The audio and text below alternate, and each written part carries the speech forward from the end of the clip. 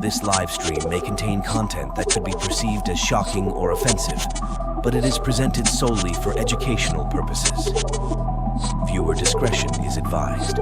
We strive to adhere to community guidelines, and any potentially sensitive material is shared with the intent of fostering understanding and learning.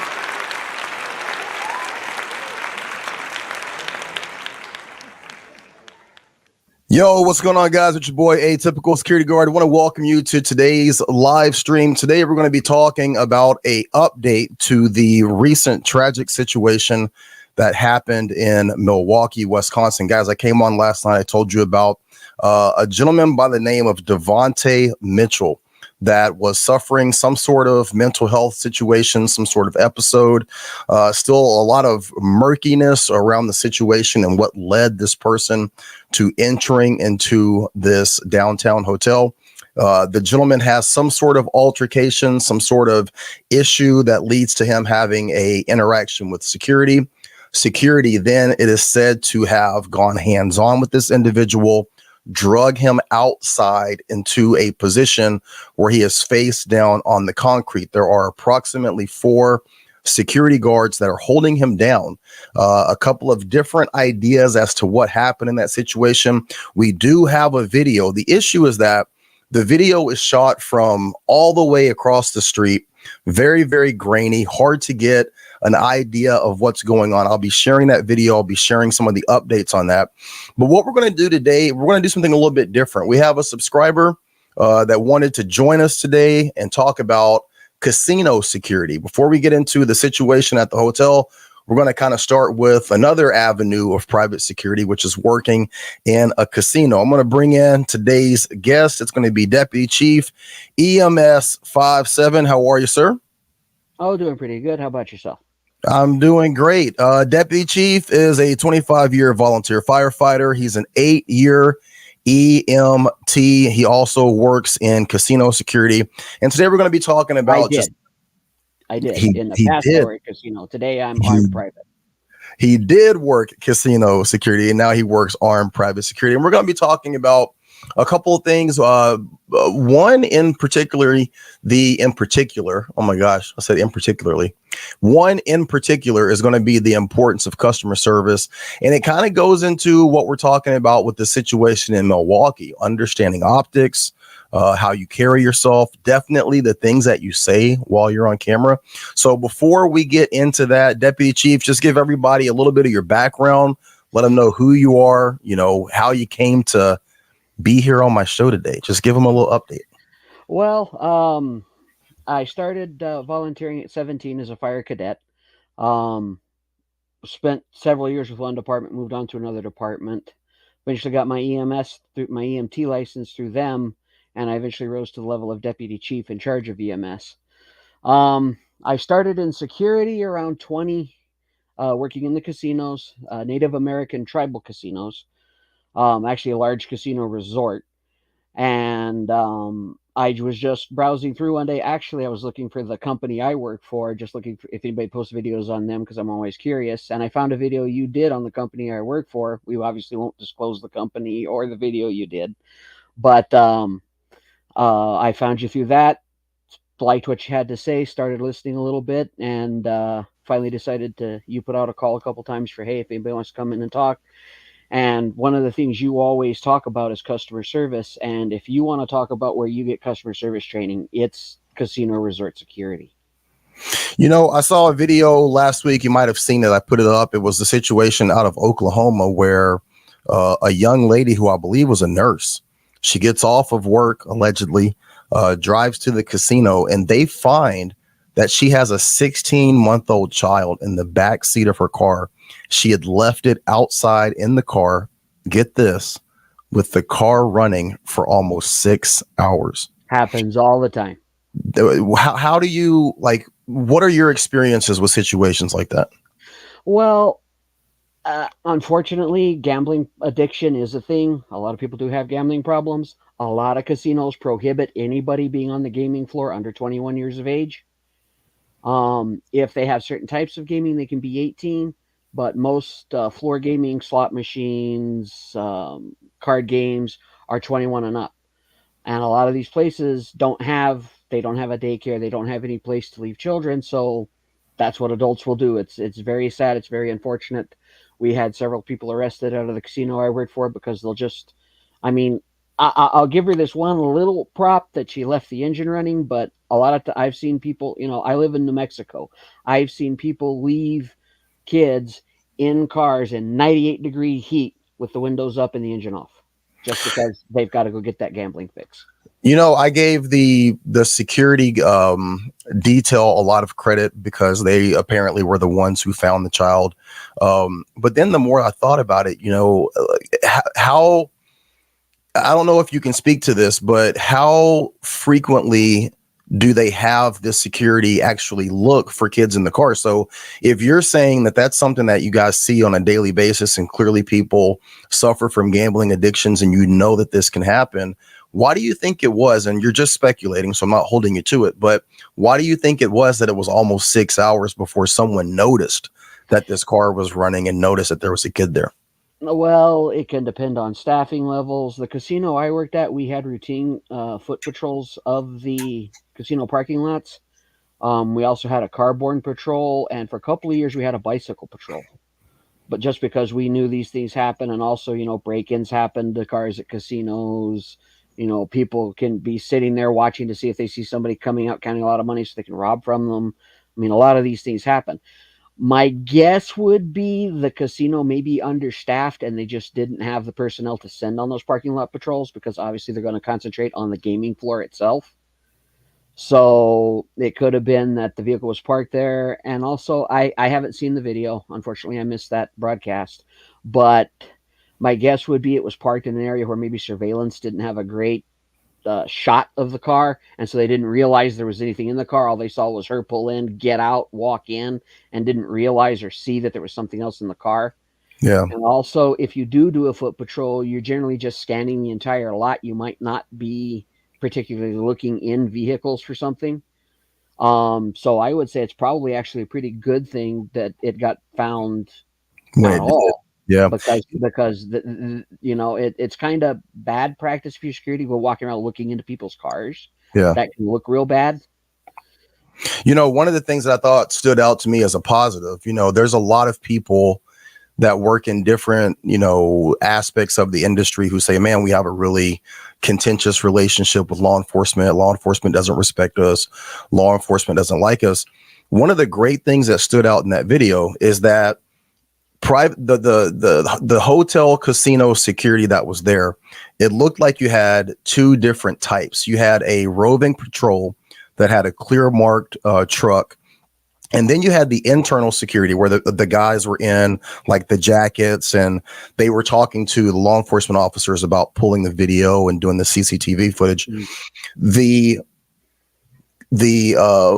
collaboration between the three, the security guards who were the ones who found the kid in the car, who were giving the information to law enforcement, and then the security guards that were coming down and talking to the cops about what they had seen on video, what they were able to pull on the video. Those three groups of people who were occupying three totally different spaces, they were working together, and there didn't seem to be any ego. There didn't seem to be any feelings of insecurity or inferiority. It's like they were all working together and they all seemed like they were on the same level. Do you have a history or an idea of that being the case when you work in hotel casino security as opposed to other avenues? Well, I can't speak for like Vegas or the Boardwalk or any place like that, but in tribal casinos, absolutely 100%, because you're usually dealing with the tribal police officers.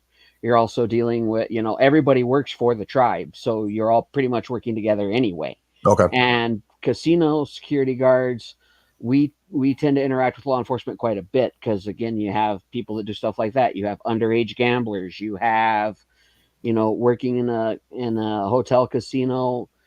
You're going to have people that commit suicide in the rooms. You're going to have, drunks that you take out of the bar, but you let them stay on the gaming floor because they're putting money in a slot machine. Right. Yeah. How different is a tribal casino than a normal, like run-of-the-mill casino? What is it about the tribal casino situation that makes it so different? Tribal immunity. Okay.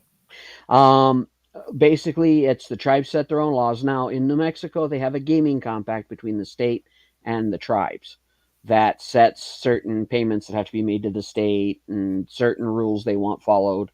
But basically, it means the tribes set up their own rules. They set up their own laws. Obviously, they have to be in compliance with federal gambling laws because they are under federal jurisdiction. But they have full autonomy on their property, so they can pretty much run the places they see fit. Obviously, they try to run honest and fair because you want to give people a fair experience. But that immunity gives them the level to send their own law enforcement, their own investigators, their own gaming commission to run all this stuff. So Does that have any impact on disciplinary action? So if you have someone that is potentially well known or in a position of prominence within the tribe, do they get a little bit more leeway, or do their family get a little bit more leeway? I'm not talking about an aspect of gambling, but if someone shows up to the casino, they're a little sauced, they're a little drunk, maybe they're a little belligerent, do they have more leeway with how they go about disciplining those people? Maybe you're not removing them. Maybe you're not going hands-on. Like, are there situations where certain people or certain members of certain families, it's like that's a no-fly zone? If they're acting up, you give them a little bit more space, you give them a little bit more leeway. It depends. The casino I worked for was actually very strict. They actually held their people to a higher standard. Okay. Like, if you show up at the casino and you act up and security gets on you, don't come crying to us, because they're doing what we are paying them to do. Okay. Keep the casino safe, secure, a fun atmosphere where people want to come in and spend their money. Because that's the whole idea of the casino, is they want people coming in and spending their money. Okay. That's fair. Well, hey, look, so I've got you here. So this is what we're going to do. I'm going to have you be my co-pilot today. All right. Okay. So we're going to go into the situation with the guy at the hotel. I'm going to get your take on this, get your opinion on this. So I think probably the easiest thing is to play the video first. So you have not seen this, right? You don't know what I'm talking about? No, I have not. Okay, hang on. Let me put this in real quick. One second. Okay, I just want to see how it was going to pop up. All right, so here's the backstory. Again, there's a guy that goes into a hotel in Wisconsin. There's some sort of issue. From what you get from the security guard, it sounds as though at some point in time, this man goes into a women's bathroom. Okay.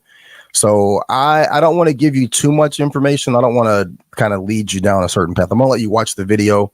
It's very, very grainy. It is not a good video, but this is the video that we have to work with. Okay. All right. So this happened a couple of weeks ago, apparently, and the video was just made public. And now there is a lawsuit and charges coming. So stand by. Here's the original video. I'm utilizing this under fair use, YouTube. Okay. Fair use, fair use, fair use.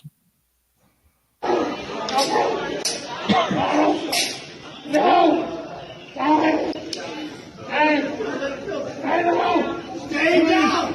Please stop fighting! Please stay down!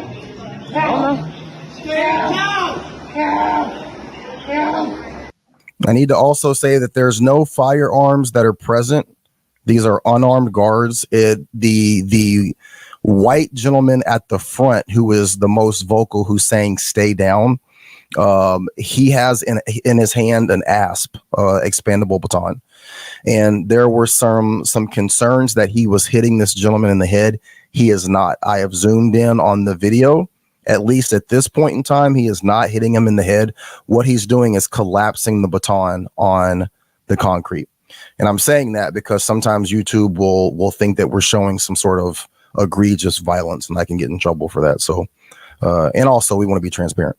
This is what happens when you go into the ladies' room. I'm sorry. This is what happens when a man goes. So did you hear that? The security guard says this is what happens when you go into the ladies' room. And I made a video last night. I did a live stream where I was talking about, even if what they're doing by all accounts is justified, the fact that he just said that makes this a retaliatory action. It makes it look as though this is vigilantism. And I don't see how there's any way around that. So I'm going to back it up. I won't talk over it. Since I've explained everything, I'll let it play all the way through.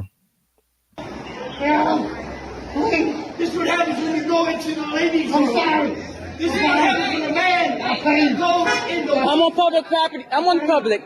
I'm in the public, though. Because I want to see it. You're about to take her life.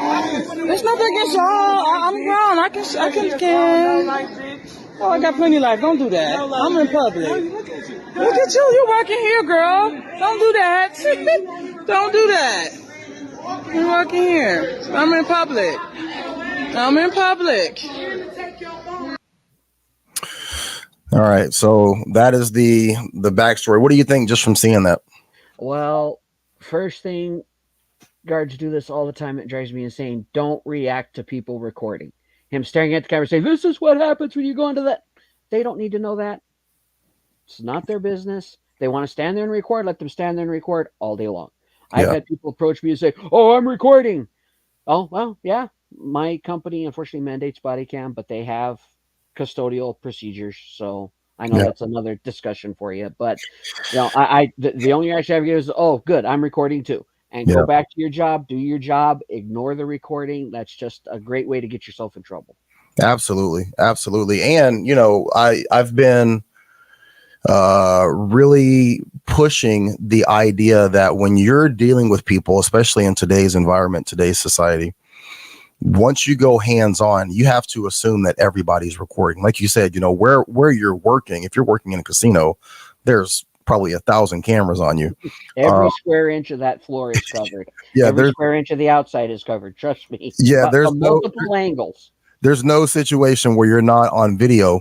But once you go hands-on in a situation, you have to assume that people are filming, and you want to make sure that you're helping to set that narrative. So I've been very big in terms of trying to get people to understand, once you go hands-on with people, you have an opportunity to set that narrative. Sir, we've asked you to leave. You've been trespassed. You're refusing to leave. Stop resisting. Whatever it is that you're saying, but it should be a narrative of why you're doing what you're doing. To be in that situation and to look up and say, this is what happens.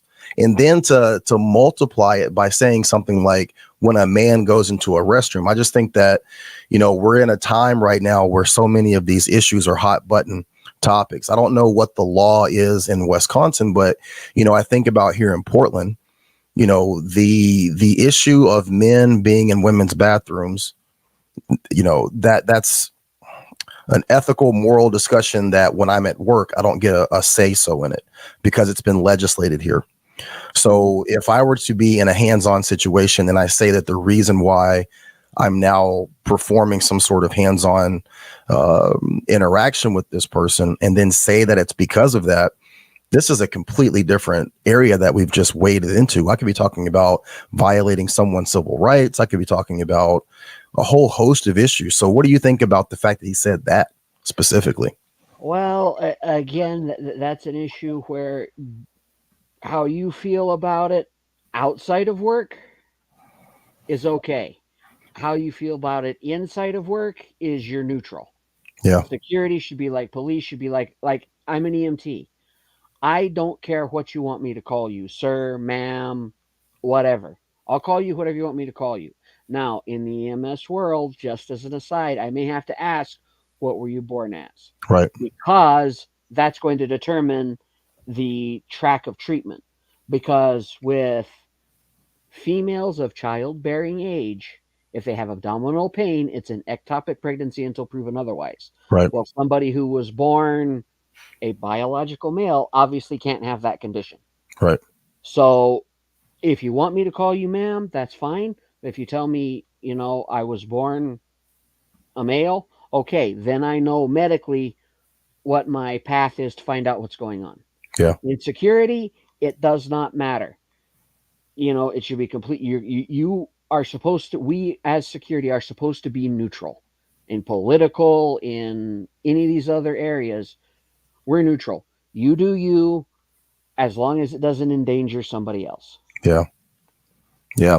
Such a bad situation. And unfortunately, this has now, spun out of control because this person did pass away.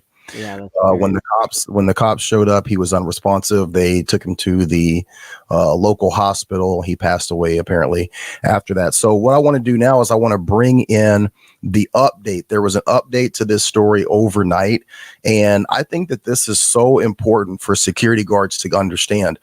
The security personnel seem to be in-house, but based on the story that I'm gonna share with you guys, it looks as though maybe there's some sort of buffer between the Hyatt Regency Hotel and the security team. There seems to be some sort of intermediary company that's in between, but I don't think that's a security company. And maybe you can offer some information on that. So let me pull the story in. Stand by. Let me pull this up. So this is from CNN again, utilizing this under fair use. Let's see if I can go a little bit wider on this story. Let me do. See if there's a way I can pull this video in. All right, stand by. Hang on. Bystanders captured video of a black man screaming for help as security guards pinned him to the ground at a hotel in Wisconsin. 43-year-old Dvontaye Mitchell was pronounced dead by officers that later arrived at the scene, despite life-saving measures that were taken, according to Milwaukee police. Mitchell was at the downtown Hyatt Regency in Milwaukee, where police allege he, quote, caused a disturbance, which prompted guards to escort him out of the hotel, a statement from the Mitchell family attorney said. It's unclear what led up to Mitchell's encounter with the security guards. He didn't deserve what they did to him. He deserved so much more. His life was worth so much more. I couldn't even go into the grocery store with my daughter without her being afraid of the security standing at the door. She said, it's all security bad or just the ones who murdered my dad. The preliminary manner of death for Mitchell is homicide, the Milwaukee County Medical Examiner's Office told CNN, but the final manner is yet to be determined. The security guards involved in the incident have been suspended. A Hyatt spokesperson said Aimbridge Hospitality, which operates the downtown Hyatt Regency Milwaukee, is still completing its investigation.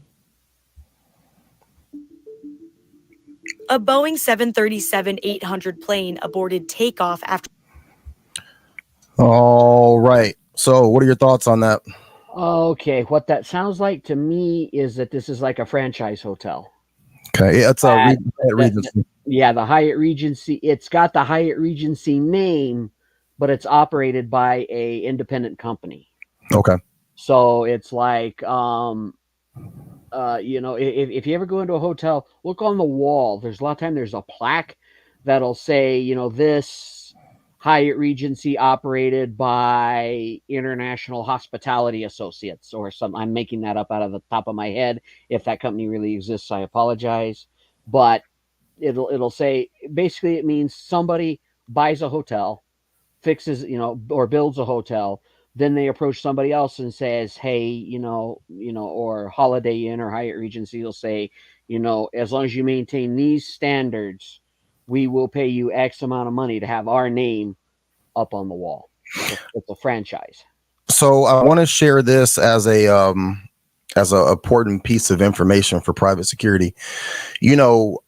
I had a guy that reached out the other day. I'll put like a question in the community tab and say, ask me a question or ask me for my opinion. And then sometimes people just comment that kind of stuff. And somebody asked, how do I get involved with the hands-on company? And I hear that a lot. A lot of younger security guards are like, man, I just want to work for a hands-on company. I want to be more, involved in stuff. Like, I don't like all this just standing around, shaking doors type shit. And I tell them all the time, I'm like, listen, you can go down that route, and I get it. I get just as bored as anybody else. But a hands-off company approach, as boring and sometimes as counterproductive as it seems, they are doing you a favor by not putting you in a position where you're going to be held liable for something. And I want to share what the Hyatt Regency, what I'm going to read to you is coming straight from the Hyatt Regency. You can look at the way that they are holding this person down. That's something that's been trained. Okay. It's something that at the very least has been discussed. Someone gave the directive to hold that person down. Someone gave the directive to interact with this person in the way that they did. And the reason why I say that is because I don't think that these security guards, they don't strike me as young 20-year-old, fresh out of high school type guys. These look like grown men. Mm-hmm. At some point in time, someone has given them some sort of information training or instruction. And if they didn't, that's even more of an issue. But I think it's very important for private security guards to hear what the Hyatt Regency has said in light of this situation and the backlash. Let me pull this up real quick. Stand by. All right. In a statement Wednesday, Hyatt said it joined Mitchell's family in their calls for transparency, accountability, and justice for this senseless tragedy. Now, this is coming from the hotel itself. We believe that the employees of Aimbridge Hospitality who were involved should be terminated, and listen to this, and that criminal charges should be filed. It is unacceptable that this case is not being considered. Wait, no. That might be all that they have. So let me read that again. Hyatt said that it joined Mitchell's family in their calls for transparency, accountability, and justice for this senseless tragedy.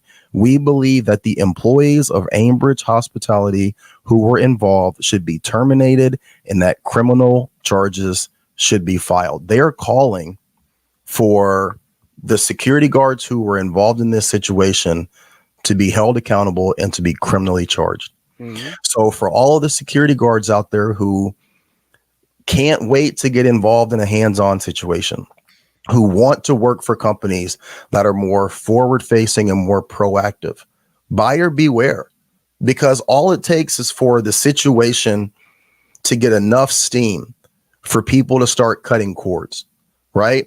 And in this situation, a lot of the things that people fight with me about, that people complain on other platforms about me about, they will say he's always talking about race.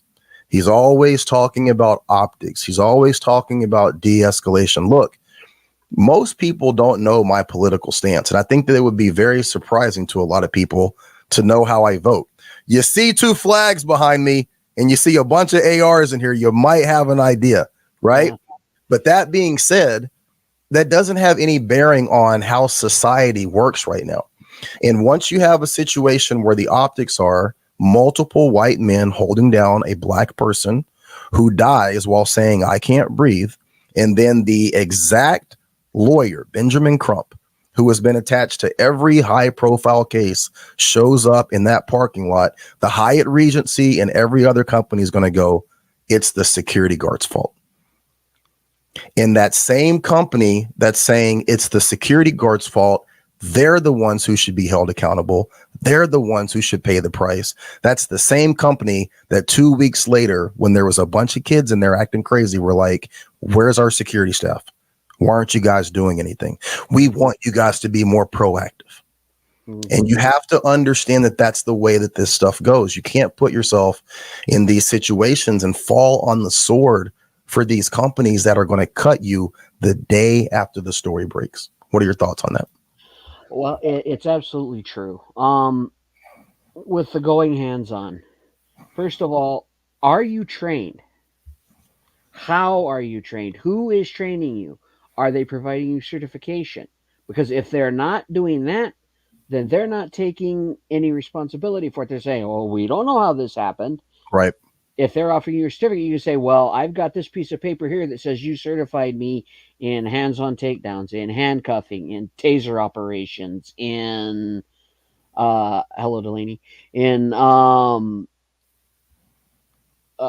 firearm use, in baton use, in mace use." If you don't have those certifications with somebody to say, "This is how I was trained, you need to talk to them," right, you're sticking your own neck out a mile. And everything in private security is a game of hot potato of liability. The company who's hiring you is saying, we're hiring you to take the liability off of our staff. We don't want the front desk associate to have to deal with Mr. Mitchell when he gets out of control. So we're hiring you, but we're hiring you to only intervene in this small area. In that small area, security guards will always say, we don't have qualified immunity. Well, you kind of do. To an extent, you do. Our qualified immunity comes from staying within this very narrow scope of work. Our contract says only get involved if someone does X, Y, and Z. If you get involved and someone has done X, Y, and Z, and it is objectively reasonable that any person can look at that and say, yeah, the contract says private security who's certified through the state, who's bonded through the state, is going to intervene in a situation of X, Y, and Z. Mr. Mitchell, and I'm being hypothetical here, Mr. Mitchell did X, Y, and Z. Security guard got involved. And because of that, that led to a, unintended death. There is a level of immunity there to where you're not criminally held for that. In most cases is what I'm saying. I'm making a generalization, right?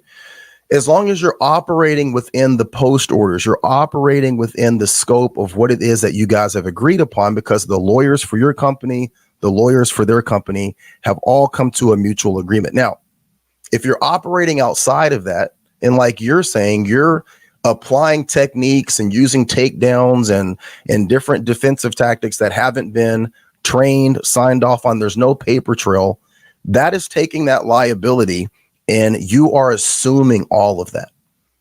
And that gives the company, your company, and that gives the contract holder, the hotel, a little bit of leeway to wiggle out of that liability and say, we never taught that security guard that. Mm-hmm. Matter of fact, we don't even have an ASP program for our security. The fact that he's banging that on the ground right there, that's a terminating offense. We never told him to carry it. He's not certified. It's not a part of our program. If he's carrying an ASP, what else is he doing that he's not supposed to be doing? Not our problem. It's on him. And that's what's going to happen. Exactly. And, I wasn't there. I wasn't involved. But how many guys do you need to escort a guy out who's causing a disturbance? Could be several. This guy could be very strong. This guy could be, he could be a former NFL linebacker. He could be a martial artist. You don't know. But once you get somebody down, and I think I can see here that they're trying to cuff him while they've got him down. But once you've got this person cuffed, why are you staying on top of it? Yeah. That's, as EMS, that for me, again, I'm not criticizing these guys. I wasn't there. I wasn't fighting with this guy, but I don't know. That's one area. It's kind of a Monday morning quarterback. We are Monday morning quarterbacking. And I think that also there's this desire for a lot of private security guards. They want to put those handcuffs on. They want to put the handcuffs on and they want to make that detainment. So if someone is inside the hotel or they're inside the store, whatever the situation is, and things go south, I know that a lot of times security guards, they want to get them on the ground. They want to get that detainment. The problem is that these are the situations that you end up with. I was talking to a mentor of mine. He's, 25, 30 year police officer, retired now. And we were talking about private security guards wanting to handcuff people. And he says, if you have the ability to get this person subdued and on the ground, why do you need to handcuff them? He was like, whatever it is they were doing, you've gotten them to stop what they're doing. You can give them the directive that, listen, we're going to get off of you and we're going to let you leave. You can go. You've got his image. You know what he's done. You can get a description of him. You can call the cops and you can tell them which direction he went. Because trying to maintain this person, you're responsible for anything that happens at that point. A person can have a heart attack. A person can, get handcuffed, roll over into a recovery position, and then slam his head on the ground because he's schizophrenic. Mm-hmm. And now you're responsible for that. So the retired police officer was like, look, if you've got enough control over this person to get him on the ground and stop him from doing what he's doing, just let him go. And he goes, before you even say it, I know what you're going to say. But if I let him go and he does something else, then what? He goes, at that point, you have all the more justification for handcuffing him. Mm-hmm. If you tell the person, look, sir, we're security. We've gotten you out of the store. We've gotten you out of the hotel. It's over. Okay? It's over. We're calling the cops. You're not detained. You can go. We just want you to leave our property. Mhm. That's what the hotel wants. Of Right? course. We're assuming this person hasn't killed someone. So I know somebody in the comments going to be like, we're assuming that it's just a disturbance. You can leave. We're going to get off of you. We don't want to fight with you. Just go. We want you to head that way. Do you understand? Yes. We're getting off of you.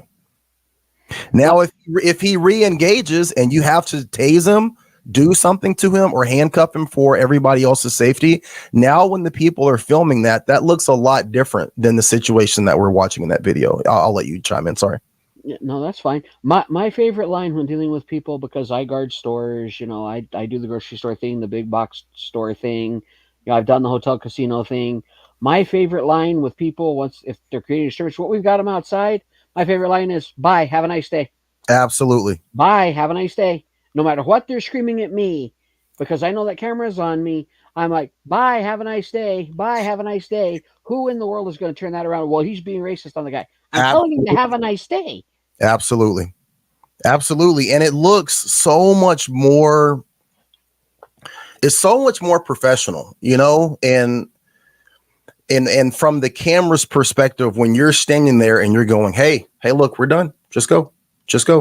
Nope. That way. Stop. That way. And again, if this person wants to break bad and they want to re-engage, and now you have to do something a little bit more egregious to make him understand that this is not the place to do this.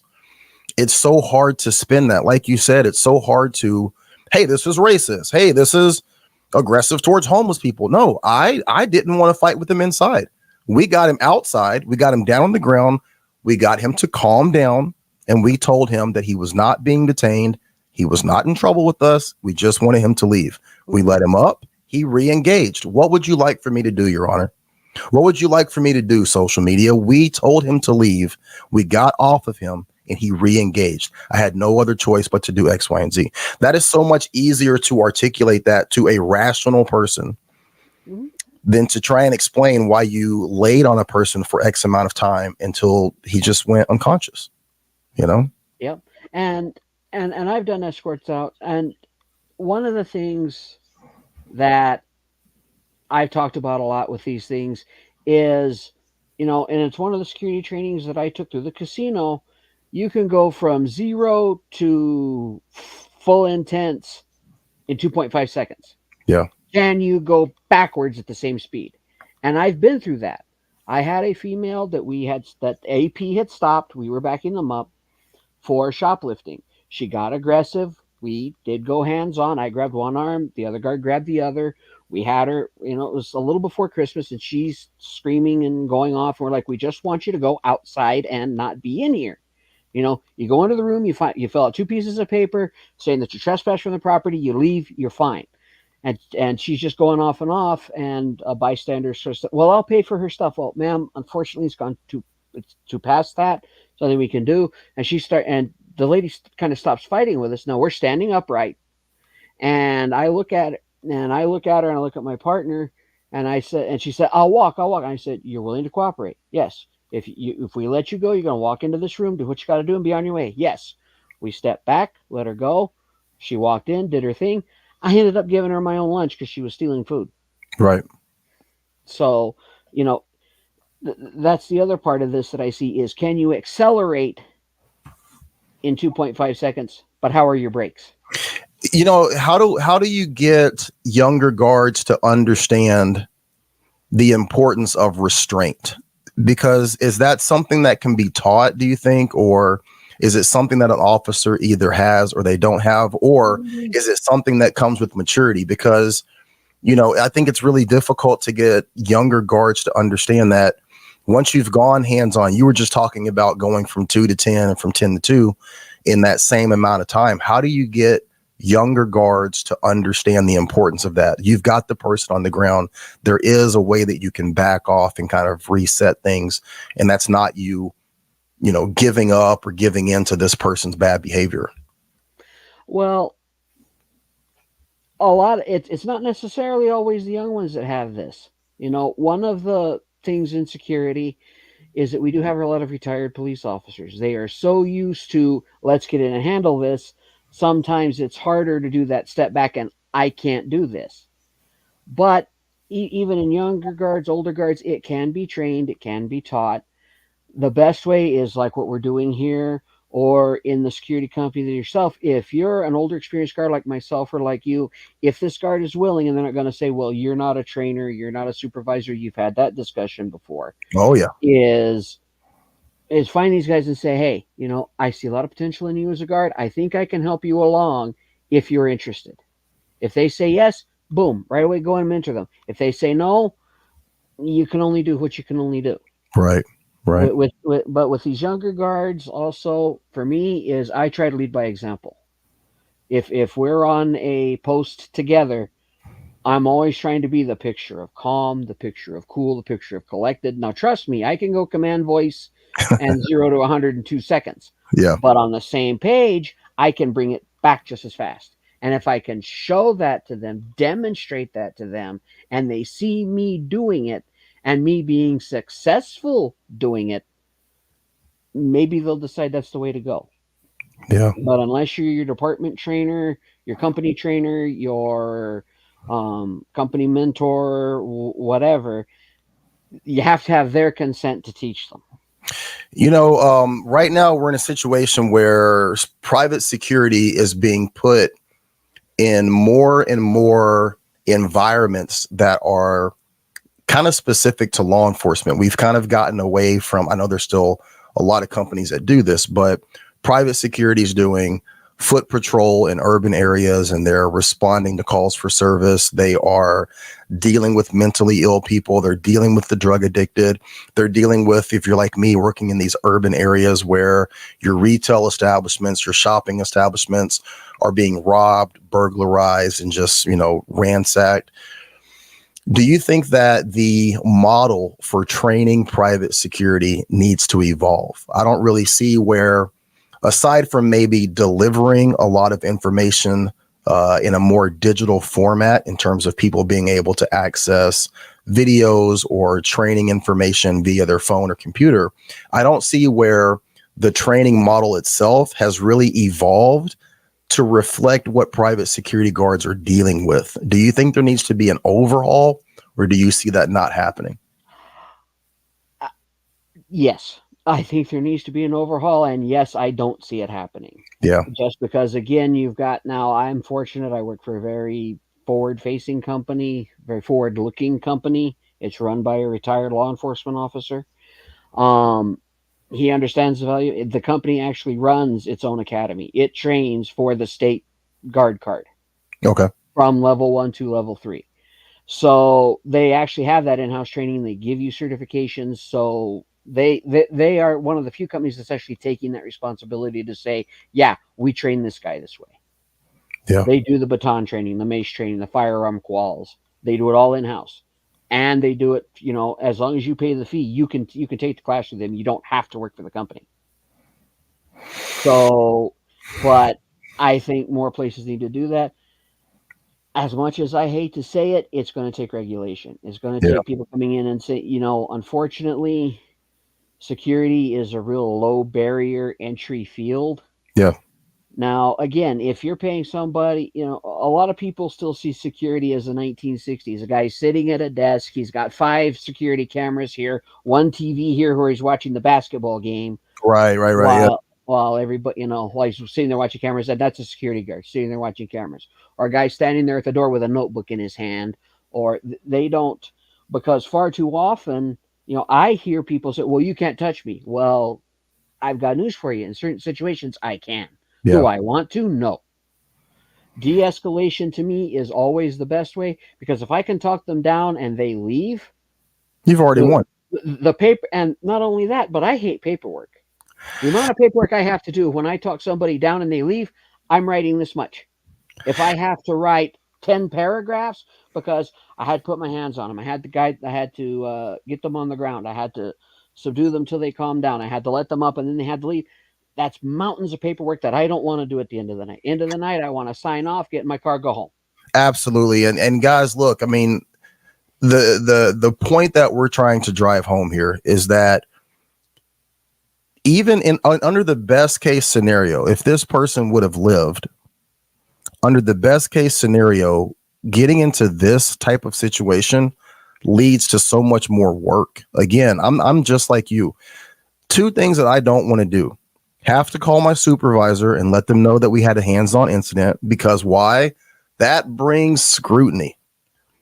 It brings scrutiny. Let me pull this out for a second, because for any of you security guards that don't understand this,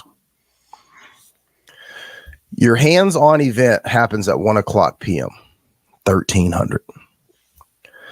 When you contact your company that you've gotten involved in a hands-on event, these are the things that can potentially happen. They pull the video of everything that you were doing from 11 to 1. You have every right and authority to have done what you did in that hands-on situation at 1:00, but you were on your phone at 12:45. You took an extra 15 minutes on your break at 11:30. You weren't watching your door. You were flirting with the chick that comes in for coffee. Do you see my point? The scrutiny, I think a lot of times private security guards think that, oh, the scrutiny is going to come down to whether or not I had the authority to go hands-on. Did I do what I was supposed to do the right way? Did I write my report the right way?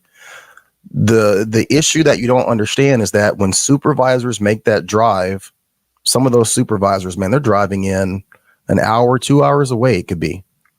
And they're like, well, shit, I'm here. I might as well do a site check.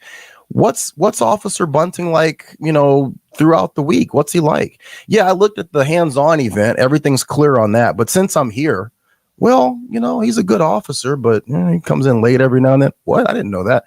You see what I'm saying? Like, it just leads to so much more scrutiny. Well, and you don't need that. As an officer, you don't need it. You don't need it. You don't need it. And that's everything best case scenario. Go ahead. And I'll go into the de-escalation. You want to talk about a career that teaches you de-escalation? Be an EMT. Okay. Nothing teaches you de-escalation like dealing with somebody who has been adjudicated mentally ill, diagnosed mentally ill, and you're the guy that has to sit in a 7x7 box going 70 miles an hour down the highway, 4 hours to take them to the psychiatric facility. Yeah. And all you've got is what you can say to this person. Yeah, absolutely. Because you're an EMT. You can't touch. You're not even paramedic. You can't start IVs. You can't give narcotics to knock them out. All you can do is sit there and talk to them. Yeah. Nothing teaches you de-escalation better than that. What do you see as the biggest issue with the new generation of private security guards? If you could pick out one thing that really needs to be addressed, what would you say it is? Show up to work. Keep it simple. Unfortunately, that's the way it is. I've seen a lot of these young guys. They come in and they, unfortunately, it's a tendency I've seen. Of course, every generation says the next generation is lazy. Right. But I've seen people get hired and you never see them again. Yeah. Or they get hired and they're always, right on time or 2 minutes late, or they're always, can't get back from break on time. They're always camping out on their phone, doing whatever they want to do. Yeah. If you want to advance, if you want to make the paycheck, you got to work for it. You're not just going to walk in, sit down for 8 hours and give you a paycheck. That world of security is long dead. Yeah. Yeah.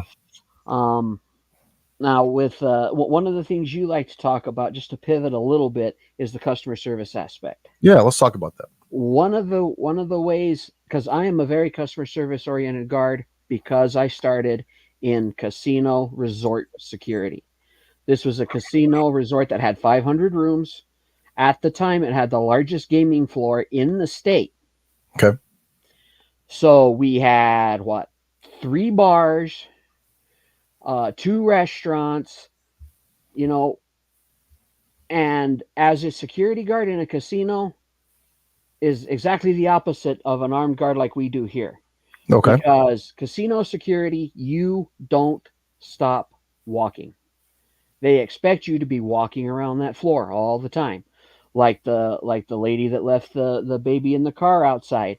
You're expected, if you're not walking around the casino floor, you're out walking the parking lot. You're in that marked patrol unit driving around, making sure people aren't messing with cars.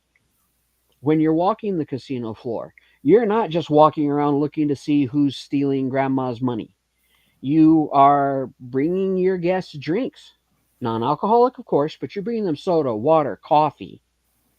You are bringing them, when they get through drinking all that soda, coffee, and water, and they set it down on the machine, they get up, leave the chair pushed out, and walk off. Guess who's coming up? Throwing away all their cups and water bottles and pushing the chair in. Security. We're doing that too. So if you've got guys that don't want customer service, stay out of the casinos because they don't want you.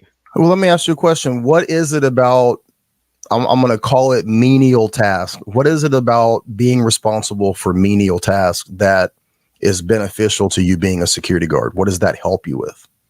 It brings customers in, so they put money in your slot machines and you get a paycheck.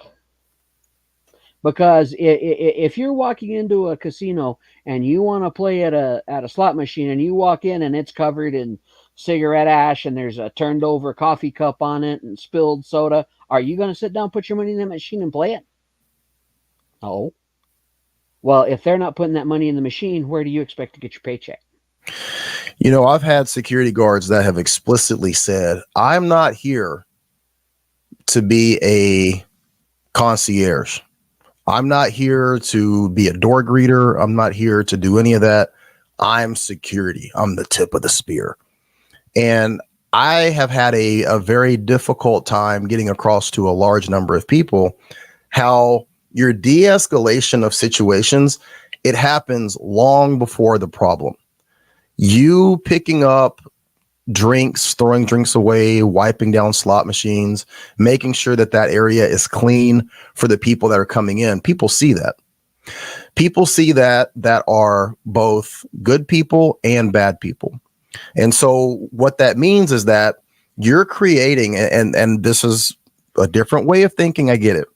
When you're carrying yourself like that at work, you're opening doors for people, you're saying hello, you're picking up trash, you're doing all of this little stuff. That is being seen. Every instance that you do that, it's being seen. And what you're doing is you're creating equity and goodwill with people. So when you have the hands-on situation, let's go back and pivot to what we were talking about before. You have the hands-on situation. You're the casino or the hotel security, and you've got this person pinned down.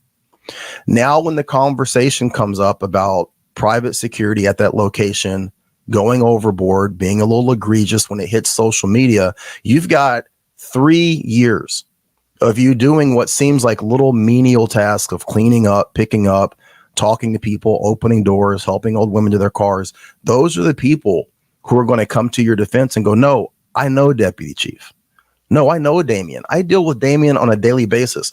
The managers at the location, the associates, the people that you interact with, potentially the people that are on the jury who are going to be deciding whether or not what you did was justifiable or not. Guys, I work in a grocery store.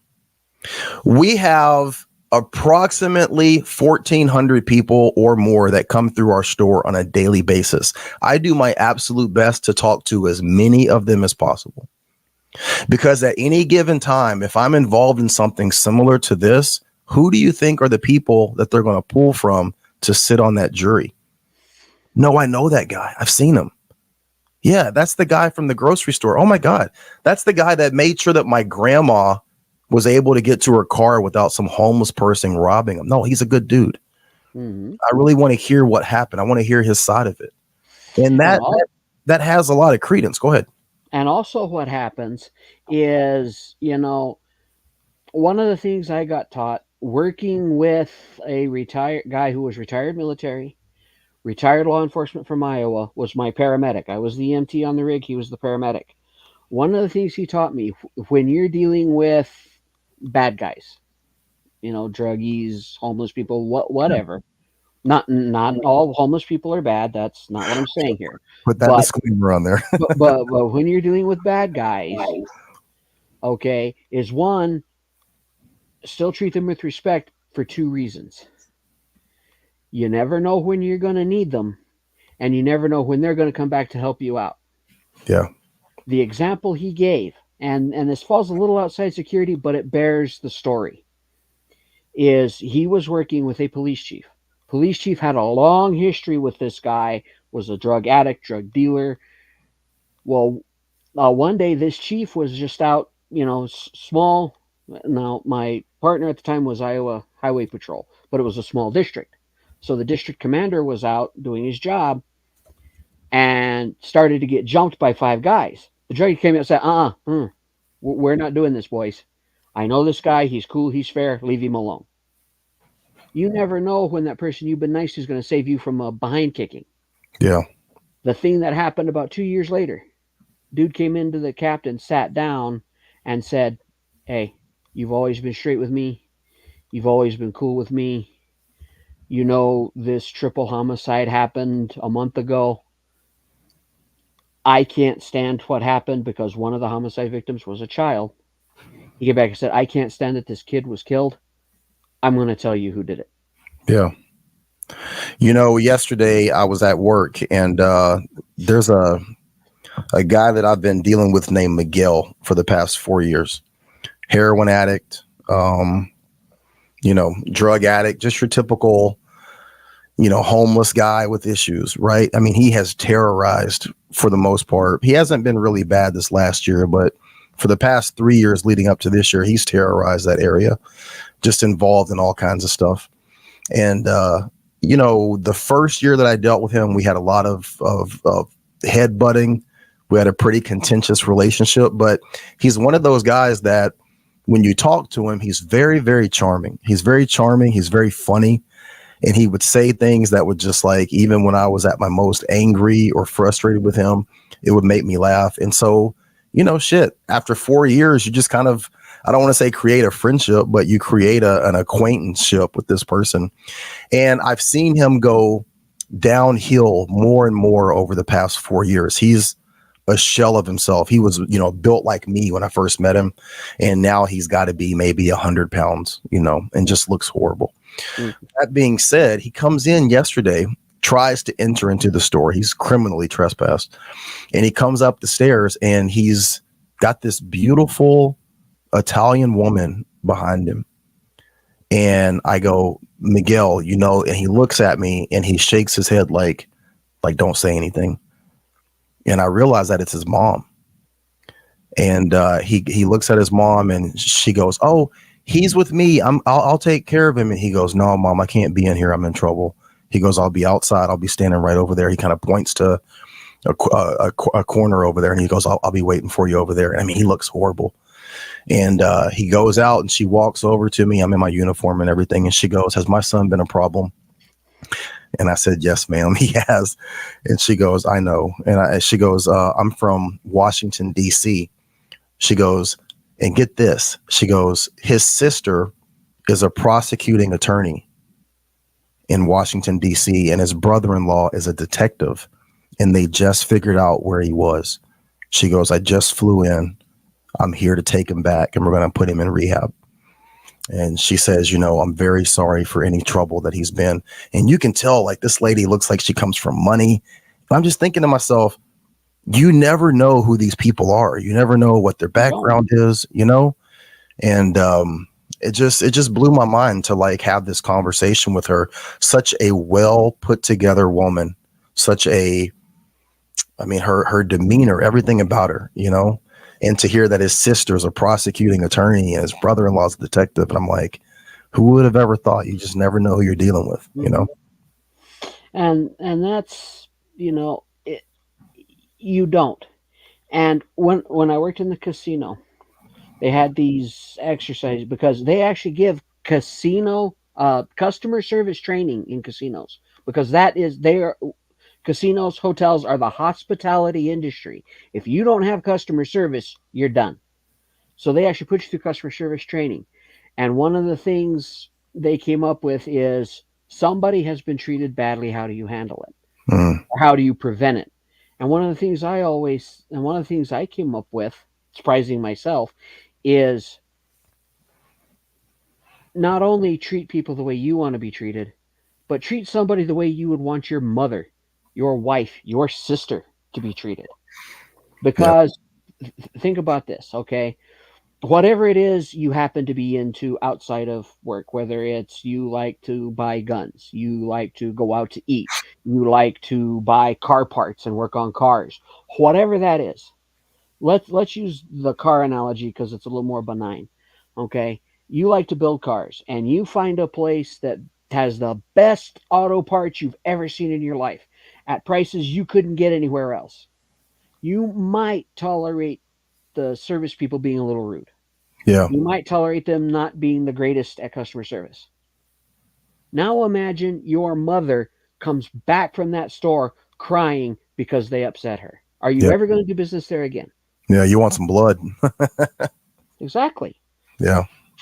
So Yeah, customer service is so important, and I know again that younger guys and some older guys as well, the desire to do the cool stuff, and I know that comes from what they see, with law enforcement and with the military, and you kind of want to emulate that. The soft skills are the skills that not only keep you from getting in trouble; those are the skills that keep you employed, guys.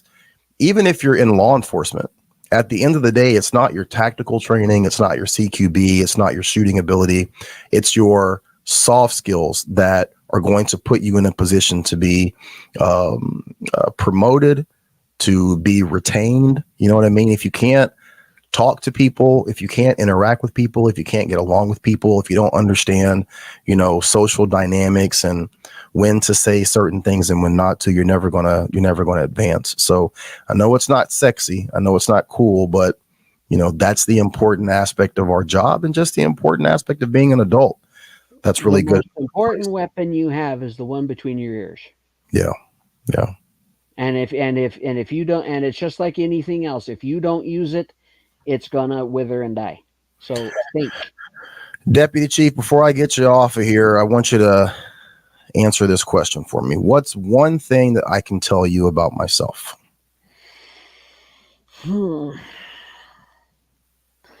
Well, I was actually prepared for this question. Okay. I already know the answer, but I'm going to ask it for a very specific reason. All right. What is your favorite TV show?